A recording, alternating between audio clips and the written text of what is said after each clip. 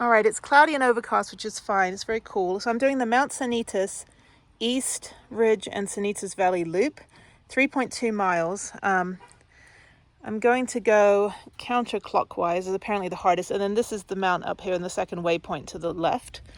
Glad I got here when I did, because now the parking lot is full. This is completely empty when I got here. I think I parked fine. And if anyone complains, yeah, that's a small wheelbase. But like, yeah, my wheelbase of my van is a 146, which is no bigger than a F-150 or F-250. So it looks oversized because it's a high roof, but it's literally a Nissan Titan. It's like a Frontier engine Nissan Titan chassis. This is a smaller wheelbase. I don't know what that is, 136. No, this is 146. Maybe that's a 136. So I always end up arguing with toll booth people because they're like, you have an oversized van. I said, nope, my wheels are no bigger than the pickup truck that just went ahead of me. All right, so yeah, let's go do this hike. It should be pretty easy. I'm tired, but I have a 3-hour drive into central Colorado. My daughter woke me up this morning. She's like, Mom, wake up. We have wiki lore, because all her little video games.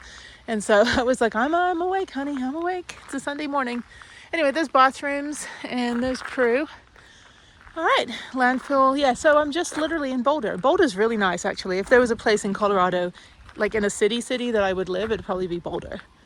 But yeah, it's just like they're little downtown and they have little hiking trails, very easy to get around, and it's still close enough to Denver that you can fly somewhere.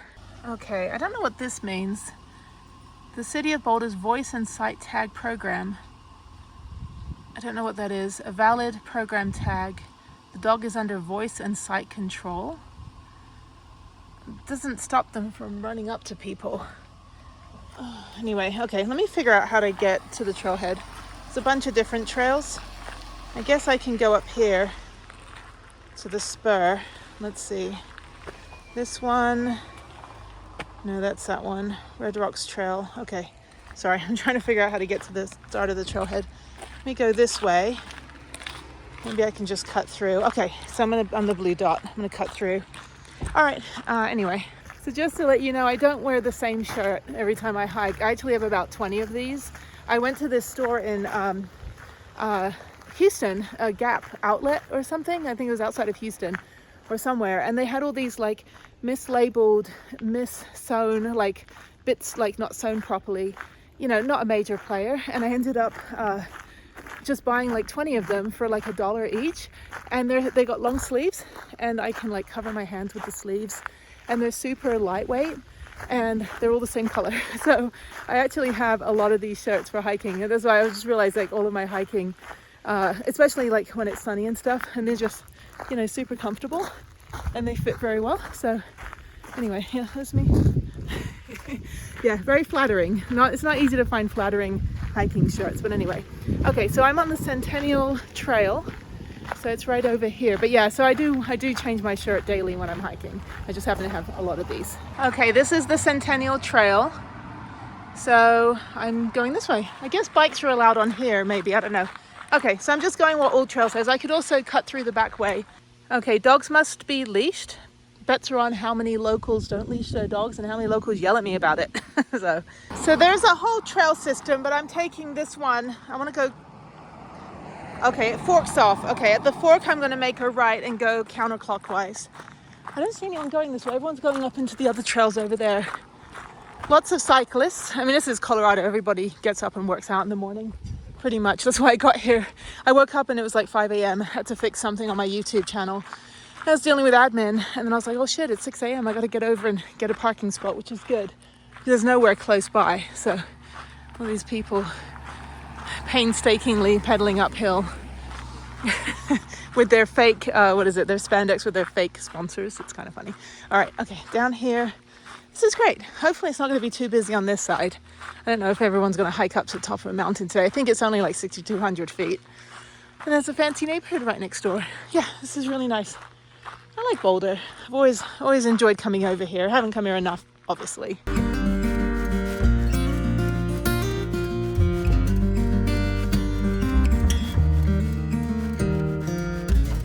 It just started raining. There's a woman that had like 20 dogs or something.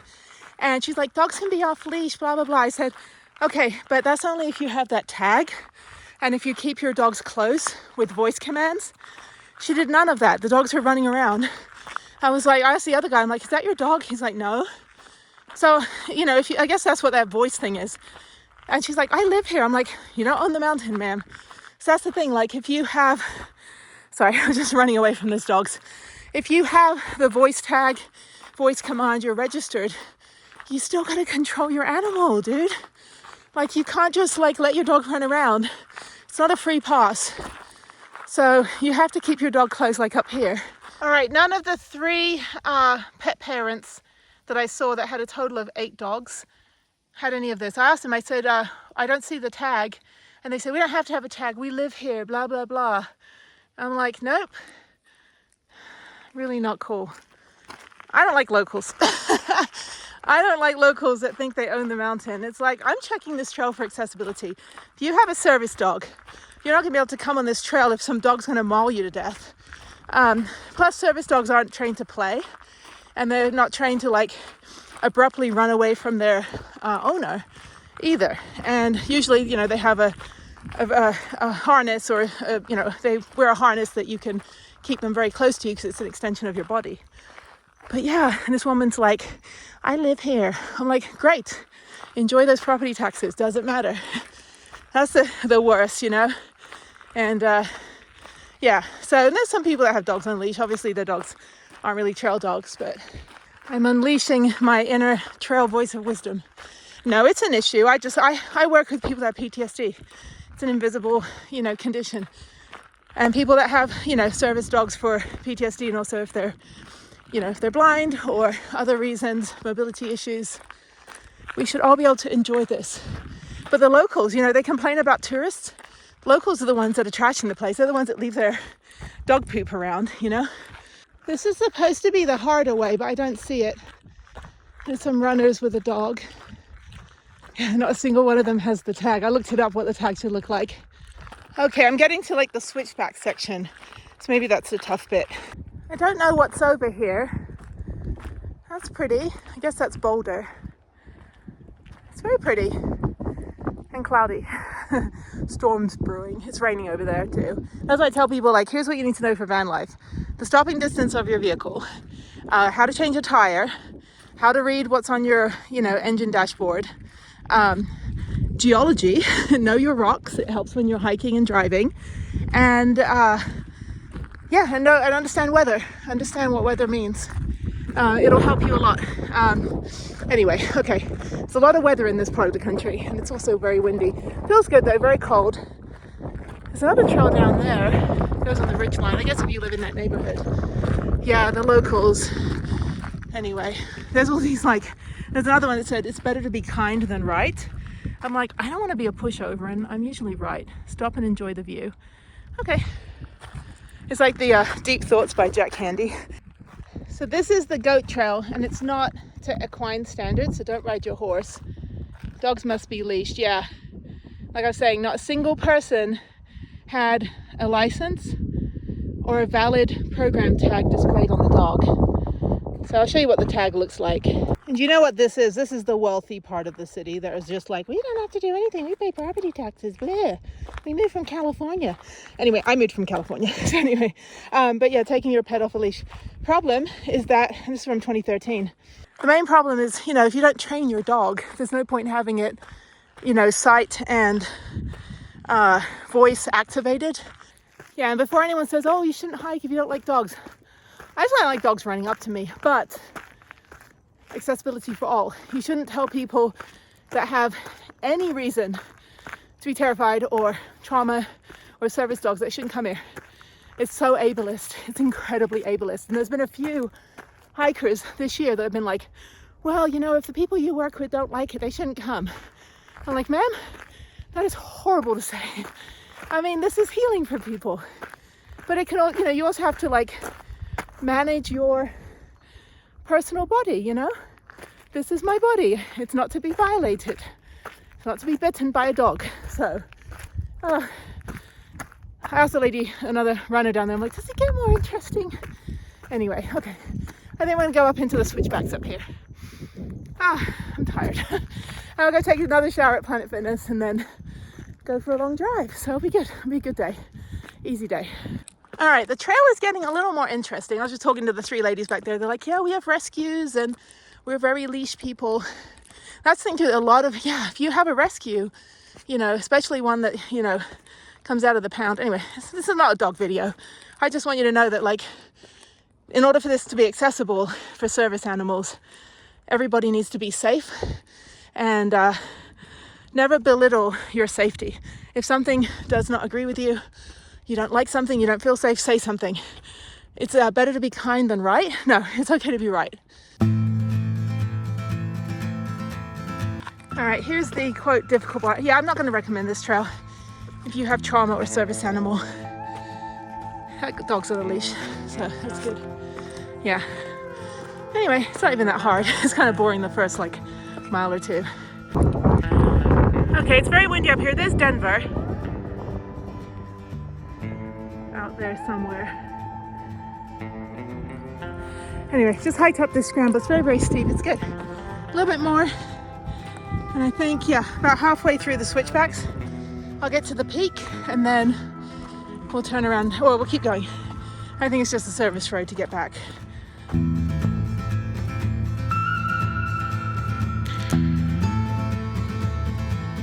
Okay, I'm at the top of the worst trail in the country. Oh my God, the people here are horrible. All right, let me see if I can get over. All right, that was the summit, and now I'm going this way. I just talked to this couple. They said there's an organization based out of Golden, Colorado called No Barriers. The founder is a blind outdoor enthusiast, hiker and mountain biker, things like that, I think. And they raise money and sponsor people to come out and do these activities. They said they had like 1,000 climbers or 100 climbers or something recently, of all different disabilities or actually, well, not barriers. I wouldn't say, like, you can't say vision impaired. That's not correct. But those are the blind community, and yeah. So I'll reach out and see maybe if there's some sort of partnership, because I've been everywhere, so I can also, recommend new places, not just have everything in one concentrated area, but be able to, bring business to other places, like smaller outdoor adventure towns, like Ouray, for example, or smaller towns where they have all the facilities, they just don't have the customers. And if they can create, and this is why I've gone all over the country, if I can get these smaller towns that I've been to in these smaller, not so busy areas to get involved with the adaptive adventure space, then I'll be able to, work with these large organizations that have the funding to bring people out. Like if I could get people from this area, they can do everything they want in this area. But, if you live in, Houston, we don't have a single damn mountain. But if you want to, if I'm able to bring people from the southern states, that want to do this stuff, but it's cost prohibitive, and bring them out to smaller towns, not necessarily bring them out to the big towns where, they're making $bazillion a year, but bring them out to, smaller, more intimate facilities. I think that's really what I do. I want to keep it like on a really grassroots level. I don't want Hike by Collect to be corporate. I don't want it to just be where, like when we have fundraisers at work, it's always UNICEF or American Red Cross. I'm like, well, what about a local charity? What about something smaller where they don't have the funds, but they have the ability to get work done if they had the money?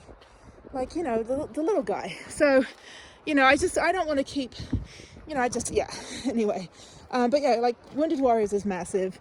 I would, that would be useful to me in terms of getting mailing lists and getting the word out, but I wouldn't be doing work for them. I wouldn't be like, oh, I'll help Wounded Warriors, get business. No, I want my organization to get business for smaller places, that could use, the revenue, and then contact, foundations to donate to these, to donate to a smaller organization like mine that we can get more.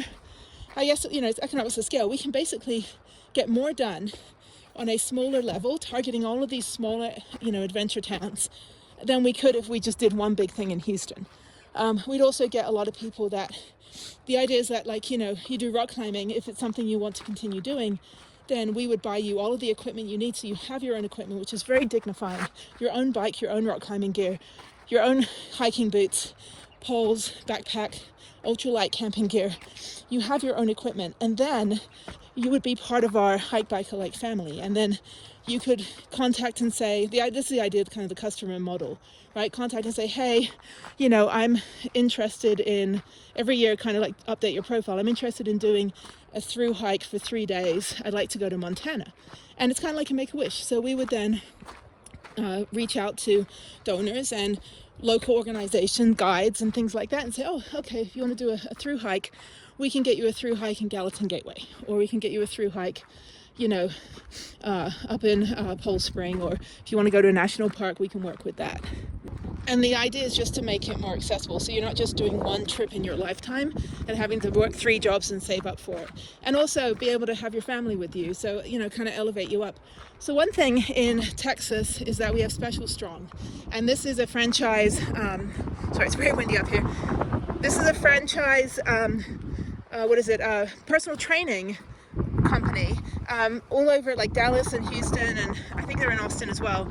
And basically their personal trainers are trained to work with people that want to work out that have cognitive disabilities, or they have Down syndrome, or they have autism, or they have a physical disability. And it's beyond just physical therapy. It's not physical therapy at all. These aren't physical therapists. They are personal trainers, and they'll go with you to LA Fitness or Anytime Fitness or Planet Fitness, or they'll just like walk with you at the park. You know, they're basically your personal trainer, but they have been trained to understand sensitivity and the physical, you know, aspect of mobility needs.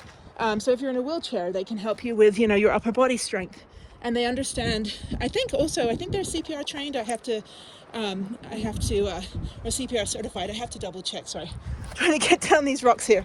But I spoke with them, and at first they thought I wanted to buy a franchise. I'm like, no, I want to, you know, it would be great if Hike Bike Alike can fund,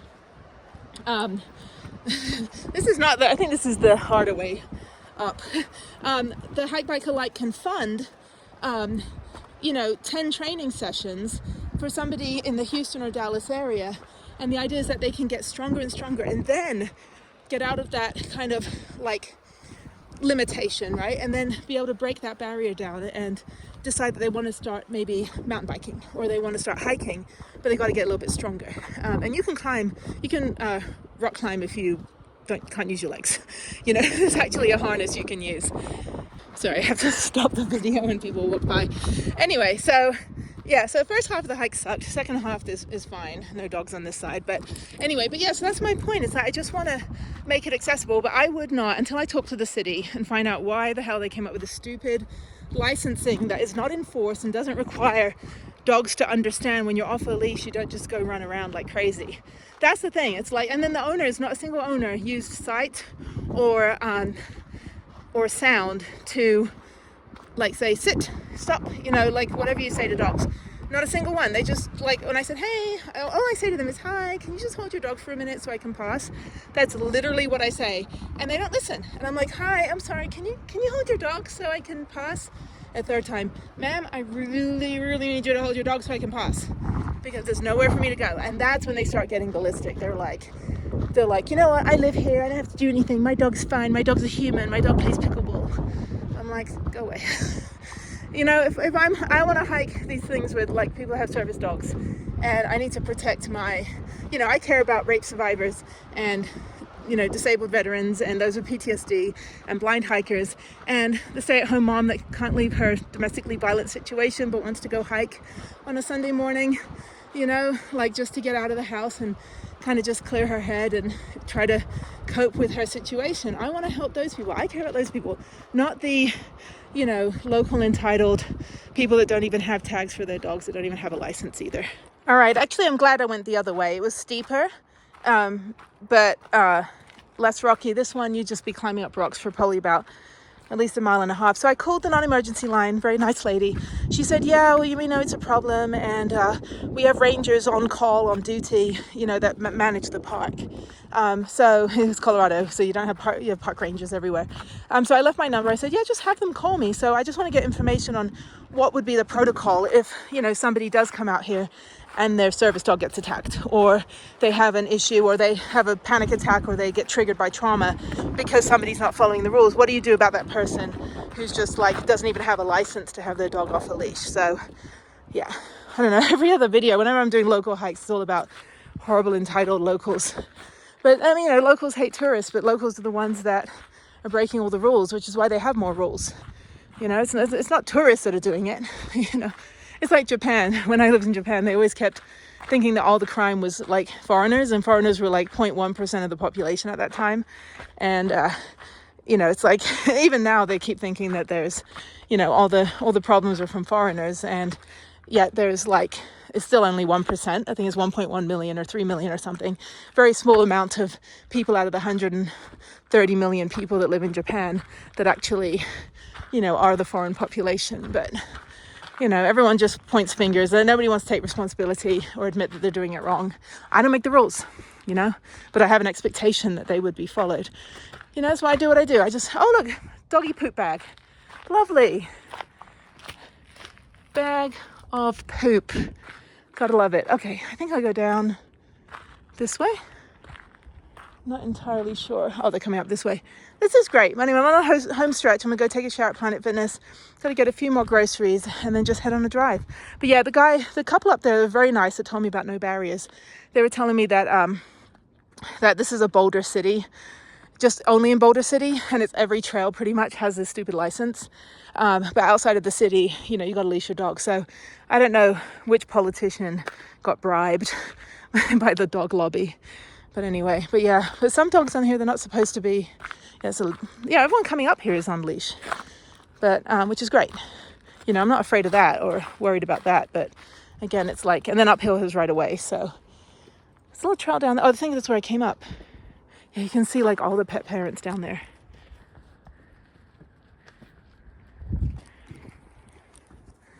But again, it's like the other thing is that your dog could slip, which is an issue as well. I don't know. Some of these pet parents need to, the ones that are just being aggressive when you ask them just to like be courteous, some of them need to trip over a rock. I don't intend harm on people, but if they like tripped, I'm not going to help them up, you know. They could cause far worse damage to people. Anyway, yeah, that was the road I came up. The very boring road. This is nice view. I just want to go back to Prudence. I'm homesick right now. I'm homesick. I don't want to be on a trail anymore. You know, I guess that's why we're fortunate with national parks and all the state parks in Texas. You have to leash your dog less than 6 feet on the leash. But yeah, you know, national parks, we're very spoiled and they're very, very strict. But yeah, local, taking a selfie.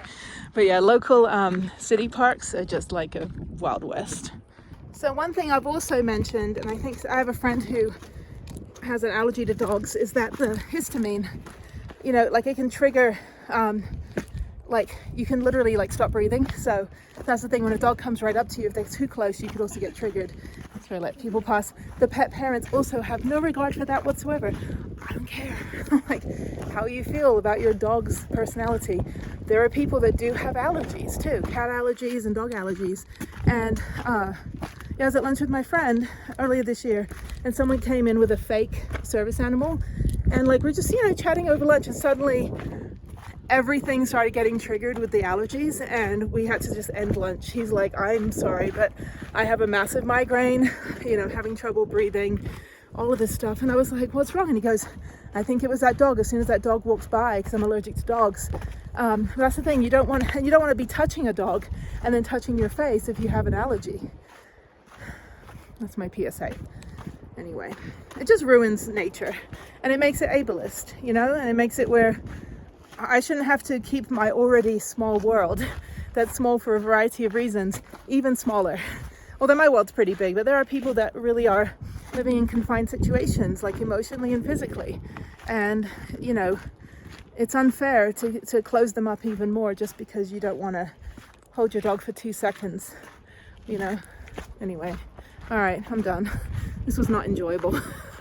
I'm gonna go take a shower, get some food, get a frappuccino, and then get on the road. I have never been more happy to see Prudence. Okay. All right, let's this ultra runner go by. It's like people fitter than me. All right, down the steps. Yeah, I'll never come back here. And I was saying, oh, Boulder's a cute town. No, if this is how it is every open space, I would not live in a place where I can't go outside. I have that issue in Houston as it is. I can literally not go outside 8 months of the year. No, you know, there's plenty of other places in Colorado I can go do stuff outside. This hike is nothing to write home about. There's plenty of others. I mean, shit, I'll drive an hour back into Wyoming and go hike that place I was at yesterday. That waterfall hike was fantastic. And the one earlier that day, the bridle trail, was phenomenal. But yeah, no. Okay, so yeah, the ranger's going to call me back either today or tomorrow. It's Sunday today. That's the other thing too. It's busy because it's Sunday. But these are all locals. And yeah, like I said, the national parks, they're on board. You know, they got the system down, you know, to protect hikers and to make it accessible. And the Texas State Park system also makes it accessible. You know, it's just, yeah, I don't know. Your dog can still enjoy it. It bothers me. And if anyone thinks that this isn't a problem, you're part of the problem.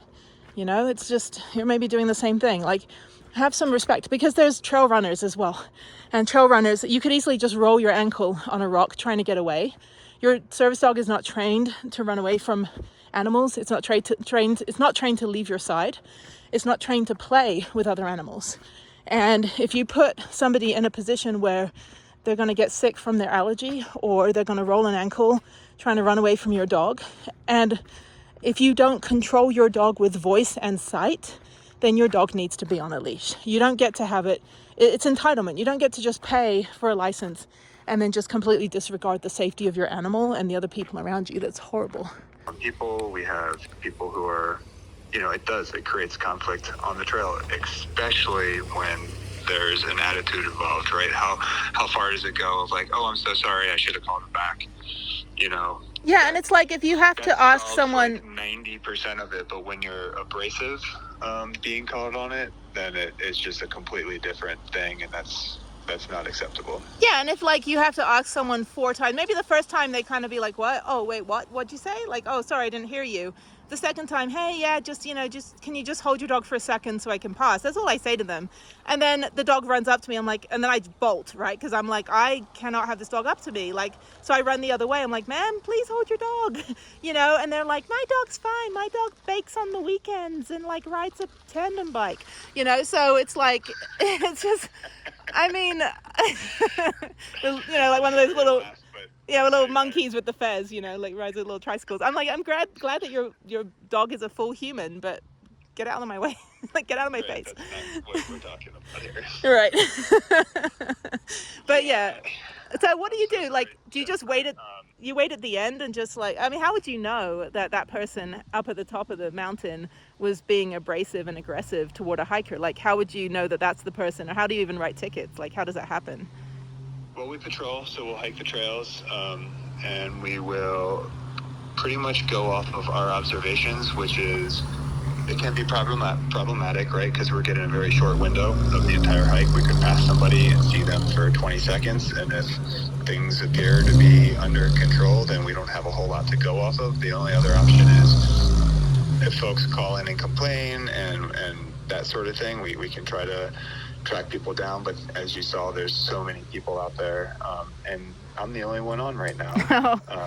So there's a little bit of that. So we do what we can, but unfortunately we certainly don't catch all of it. But we still are. I mean, we're writing pretty large amounts of tickets throughout the course of the year, and it is something that we focus on. It's just I think it comes out to a numbers game. I think people know that if they get caught, it's the Lamborghini effect, like you said, and it's also, you have a very small chance of actually getting caught.